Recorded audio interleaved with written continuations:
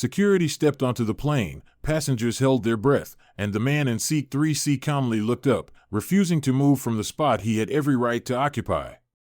Moments earlier, a wealthy white passenger had bribed the flight crew to take his seat, not knowing he was the CEO of the very company negotiating a $65 million deal with their airline.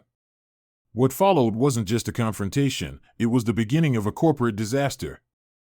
On a warm Monday morning in June, Darius Cole strode through Terminal B of JFK International with the calm precision of a man who had earned every bit of the ground beneath his feet. At 39, Darius was not only one of the youngest tech moguls in the country, but also the brilliant CEO of Cornova Technologies, a black-owned AI powerhouse that had quietly revolutionized customer service across several Fortune 500 companies. Today, he was bound for Geneva, Switzerland, where he would deliver the keynote address at the Global Tech Summit. His boarding pass read Orion Skyways Flight 417, Seat 3C, First Class. And that wasn't just a matter of status, it was a necessity.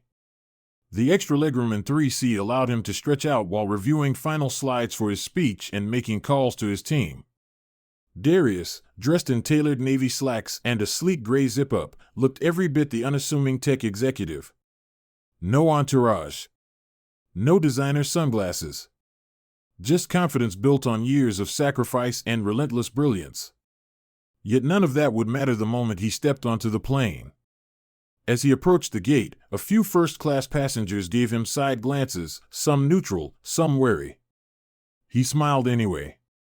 It wasn't the first time he had walked into a room where people didn't expect someone like him to belong. The gate agent scanned his boarding pass and welcomed him aboard.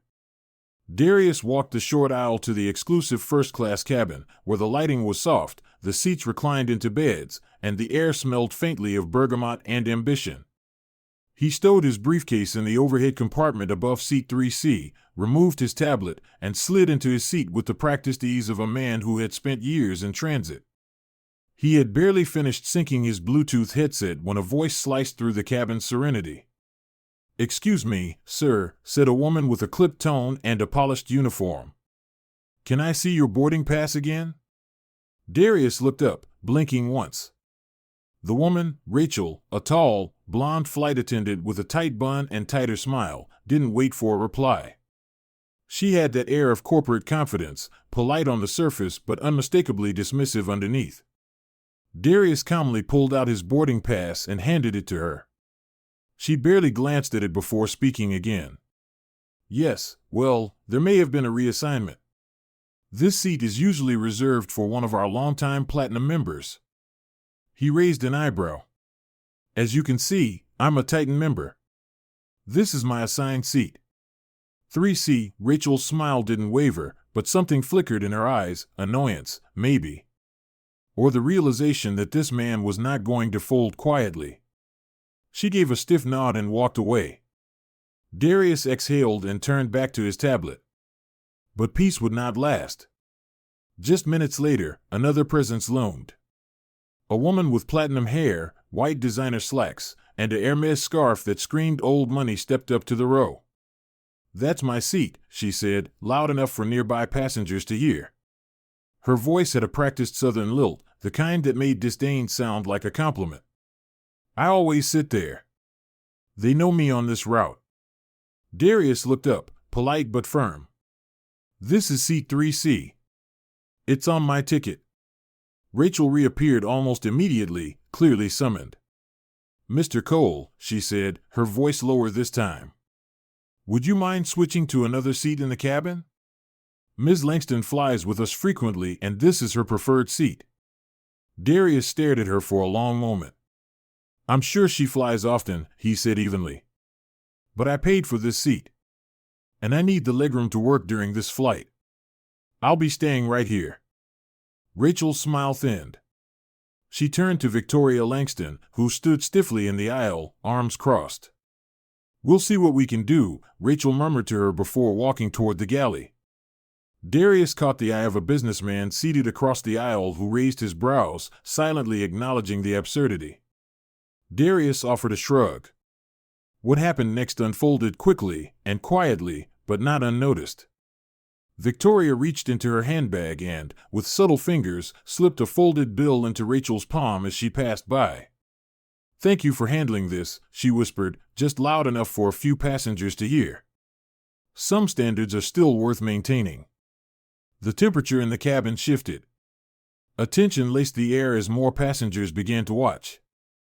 Darius sat motionless, observing everything, eyes narrowed not in anger, but in experience. He had seen this before. From corporate meetings to investor pitches to luxury hotel check-ins, this moment of manufactured displacement wasn't new. But this time, there were witnesses. Phones had quietly appeared. A camera blinked red from the seat behind him. Moments later, a new figure approached. Tall, broad-shouldered, middle-aged with the kind of walk that suggested control without question. His name tag read Trevor, cabin supervisor. "Sir," he said firmly, "we need you to relocate. Now." No explanation. No apology. Just a demand. "Is there a problem with my ticket?" Darius asked, his voice measured, calm.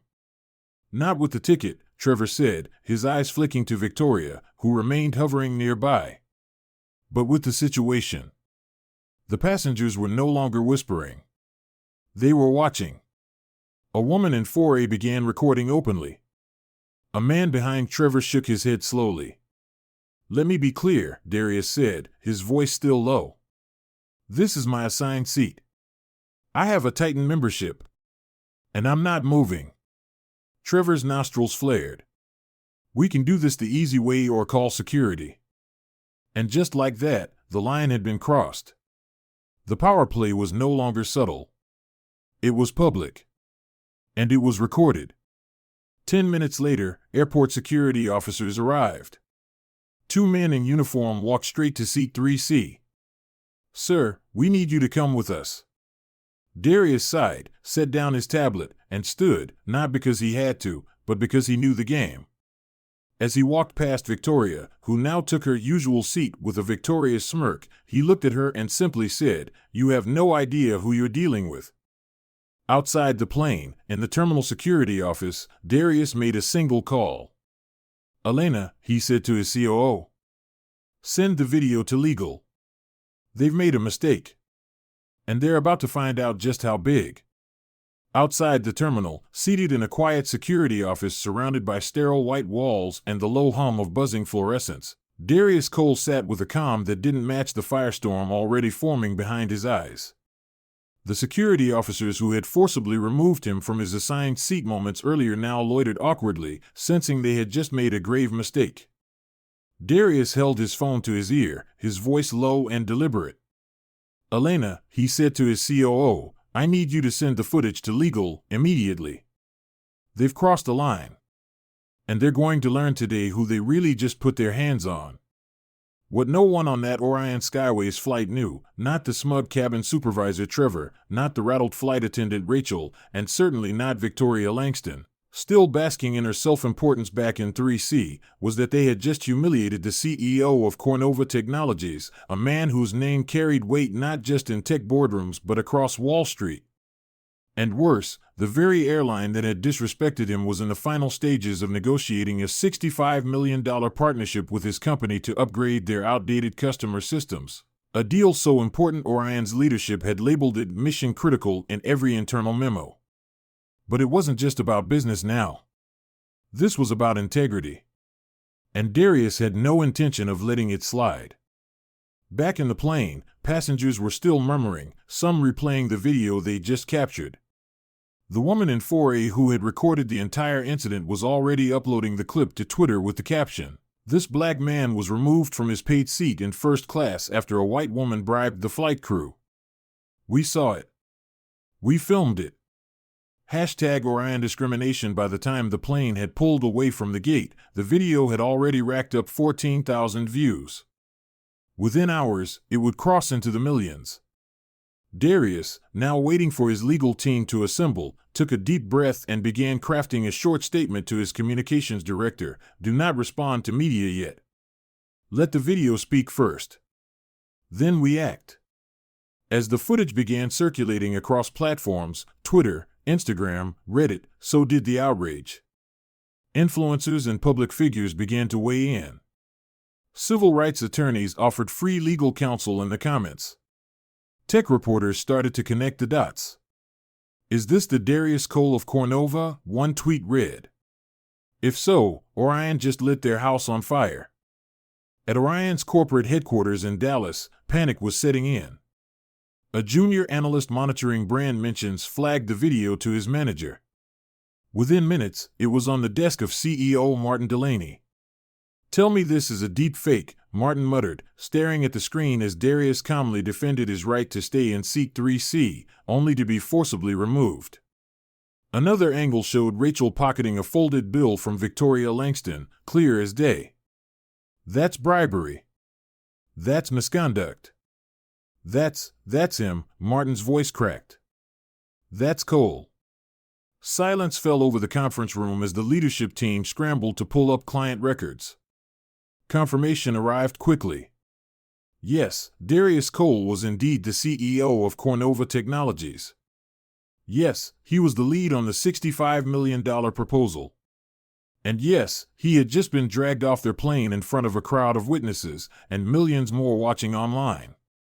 The next morning, while Orion stock had yet to open, pre-market trading already showed a downward trend.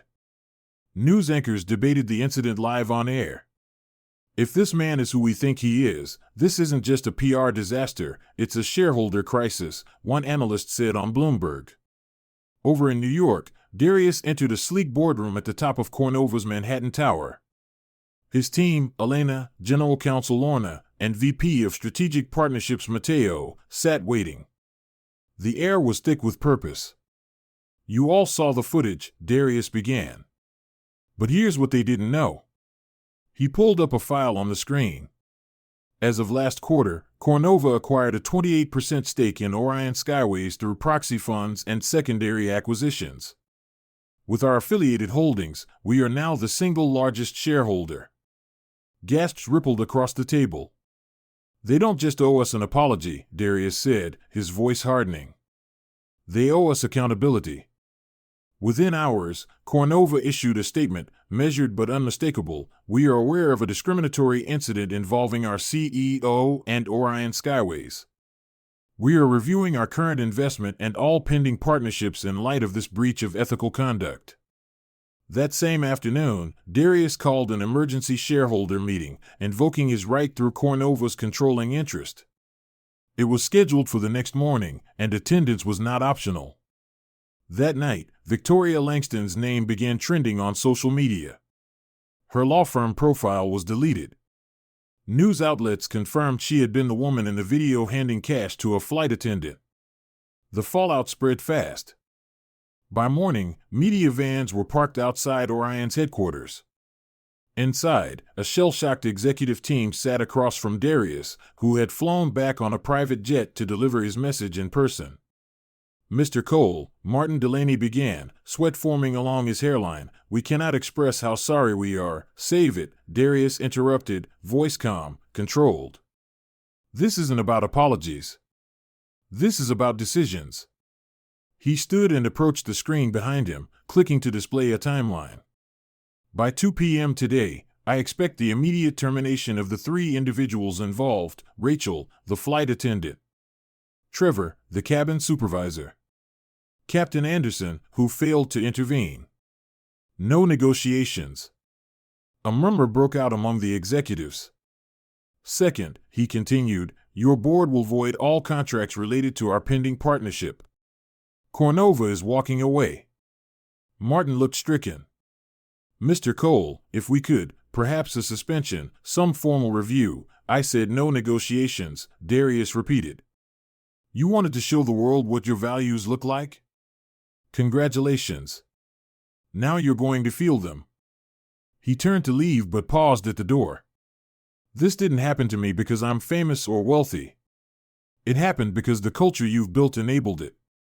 And I have no interest in doing business with a company that only respects people when it realizes their net worth.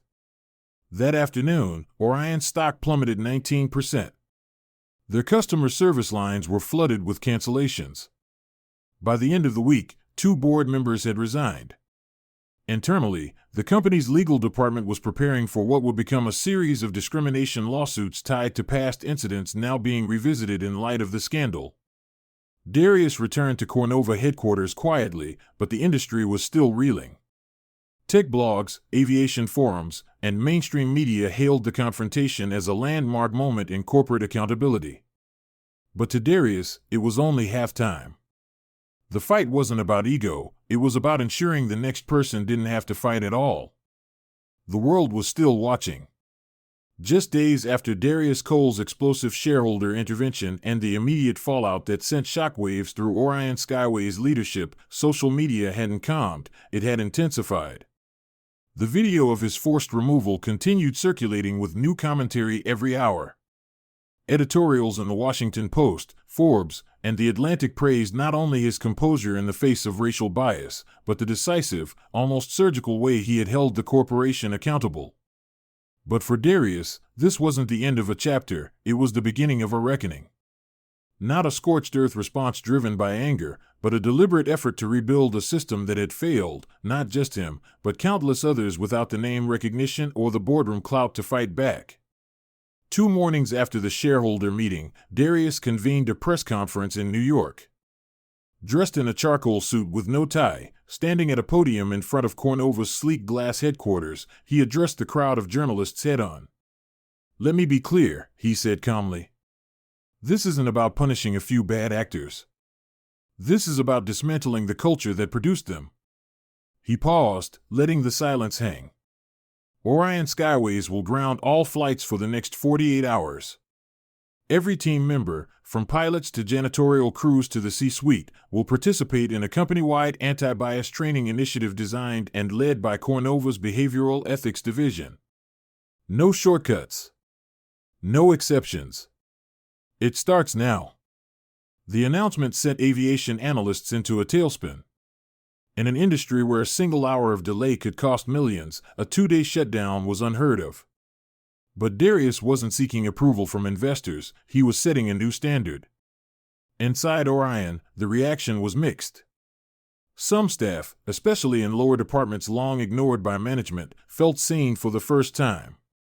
Others grumbled behind closed doors, struggling with the embarrassment of what they saw as overcorrection. And then there were those like Rachel, Trevor, and Captain Anderson, suspended, disgraced, and blacklisted overnight. Rachel's phone hadn't rung in 3 days. No callbacks from her applications. Her name was now algorithmically linked with the word bribery. Trevor, once the confident cabin supervisor who strutted through first class like it was his throne, now found himself boxed out of every hiring pipeline in the industry. Even Captain Anderson, whose crime had been silence in the face of bias, discovered that his 27-year reputation could not compete with the viral permanence of inaction. They had become cautionary tales. Symbols of everything the public had grown tired of tolerating. But Darius believed in something more than public shaming, he believed in transformation. On day 3 of Orion's shutdown, a new email arrived in the inboxes of those 3 former employees. The subject line read, "Invitation to Bridge Forward Initiative." The message was simple, you are being offered a second chance. This will not be easy. It will not be comfortable. But it may be redemptive if you're willing to confront yourself.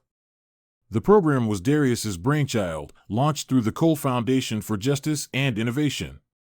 Unlike standard corporate training modules, Bridge Forward was immersive and demanding. It involved weeks of reflection, community service, peer accountability circles, and workshops led by psychologists and social justice leaders. There were no scripts. No prepackaged slide decks. Just the raw process of unlearning bias, confronting pain caused, and earning back humanity. Surprisingly, all 3 accepted. Rachel arrived first, clutching a notebook and avoiding eye contact. Trevor came the next day, arms crossed but eyes unsure. Captain Anderson, still wearing the polished shoes of a man clinging to his past, entered last. The program began not with lectures but with silence, an hour-long exercise where participants had to sit across from each other and simply look. No words. Just presence. Then came the stories. Guest speakers, people wrongly profiled, denied housing, berated in airports, shared their trauma, not to accuse, but to reveal the ripple effects of invisible violence. At first, Rachel tried to deflect. It wasn't about race, she'd say. I just thought he didn't belong. But the more she listened, the more her language changed. By week 2, she said it aloud, I acted on a story in my head. A story I never questioned. Outside the walls of the Bridge Forward initiative, Orion Skyways had begun its own metamorphosis. Uniforms were redesigned to remove hierarchical markers that had historically alienated staff. Employee badges no longer listed job titles, only names and preferred pronouns. Flight crews were restructured to include racial equity officers on every international route.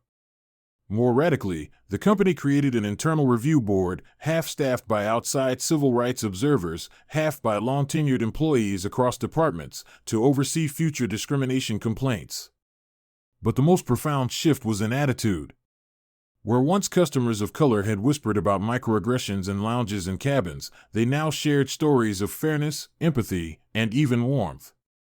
It's not just about how they treat you when you buy first class, one passenger posted. It's about how they treat you when they think no one's looking. Meanwhile, Darius quietly watched the data. He didn't care about short-term PR wins. He wanted proof.